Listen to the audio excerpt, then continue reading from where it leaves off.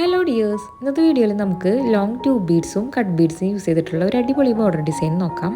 Plain സാരിയിൽ, സൽവാറിൽ, ബ്ലൗസിലൊക്കെ നമുക്ക് ഈ ഒരു ബോർഡർ ഡിസൈൻ ചെയ്തെടുക്കാം. അതിനായിട്ട് ആദ്യം 2 ലൈൻ മാർക്ക് ചെയ്ത് കൊടുക്കുക. അതിൻ്റെ ഇടയിലായിട്ട് വീഡിയോയിൽ കാണുന്ന പോലെ ട്യൂബ് ബീഡ്സ് ഒന്ന് തുന്നിയെടുക്കണം. ലോങ് ട്യൂബ് ബീഡ്സിന് പകരമായിട്ട് നോർമൽ ട്യൂബ് ബീഡ്സും നമുക്ക് യൂസ് ചെയ്യാവുന്നതാണ്. ഇതുപോലുള്ള വർക്കുകളൊക്കെ ചെയ്ത് പഠിക്കാനായിട്ട് ആവശ്യമുള്ള beginners kit, beads, embroidery stand ഒക്കെ നമ്മൾ സെല് ചെയ്യുന്നുണ്ട് കേട്ടോ. ഓർഡർ ചെയ്യാനായിട്ട് സ്ക്രീനിൽ കാണുന്ന വാട്സ്ആപ്പ് നമ്പറിലോട്ട് മെസ്സേജ് അയച്ചാൽ മതി. ഇനി ലോങ് ട്യൂബ് ബീഡ്സ് ഒക്കെ നമ്മൾ തുന്നി കൊടുത്തതിൻ്റെ ഇടയിലായിട്ട് കട്ട് ബീഡ്സ് യൂസ് ചെയ്തിട്ട് ലീഫ് പോലെ ഒന്ന് തുന്നിയെടുക്കുകയാണ് ചെയ്യുന്നത്.